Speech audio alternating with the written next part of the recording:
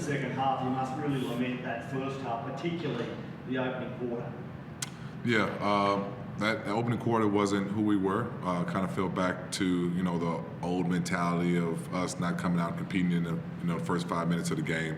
But the second half was the team that we were starting to build off of. So I was really excited how my guys finished the game competing and winning both of those quarters. But we have a long way to go. And the rebounding, is that one of the chief concerns out of that first half? For sure, allowing 12 rebounds in the first half, so many off the free throws and just off missed shots. We were just not. How can I say? We weren't just ready to play, and I'm gonna put that on myself and my guys. I got to understand that you can't let a team this good, who's at the top of the food chain, to allow those many good looks and to get in the rhythms, because otherwise we'll be in a hole like we were.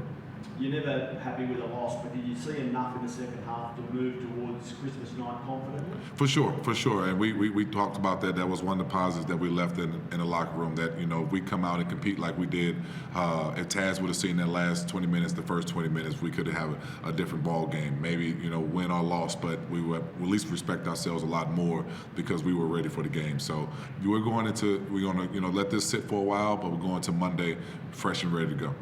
Sam, 22 and 11, nice numbers, and a dunk to remember. The dunk of your life? I've had a couple of good ones. But talk us through that, how it unfolded and how you decided to play it out like you did.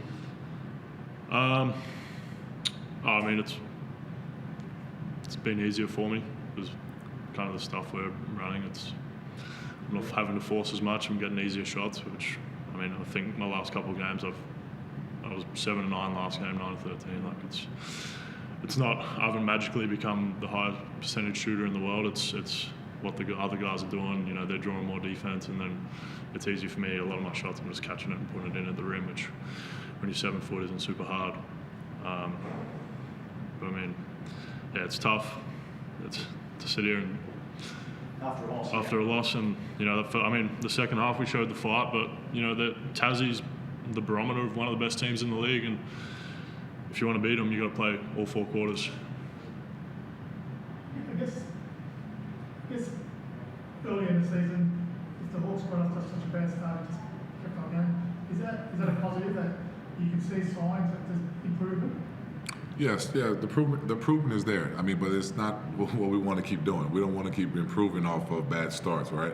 So we understand that we are improving. Our competitive nature is, through the roof right now. But at the end of the day, we have to start competing, starting the game off well. So we just can't keep hoping that we'll dig ourselves a hole and we'll be satisfied with competing at the end. That's not who we want to be. But like I said, we talked about it in the huddle. In the locker room after the game, and that is a positive to build off of. I know we talked about the rebounding. Is that the Kings have also had a couple of losses now, so it's another. You guys are playing another team that had a couple of losses and they got more motivation to win.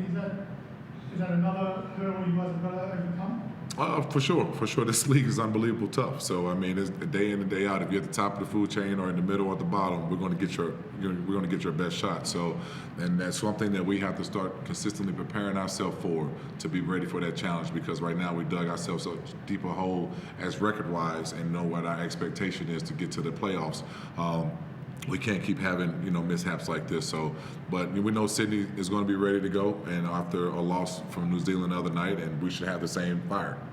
Justin, second half, there seemed to be an adjustment to go to Sam and Gary, get the scoreboard ticking over. Was that a change at halftime, and do you learn from that going forward? Well, yeah, when you're down that deep, it's you ask who want to compete, who's our competitors. Sammy and GC decided to take it on their shoulders to find ways to get us easy baskets, and then to flow out to get some open threes from HJ and Tyler here and there.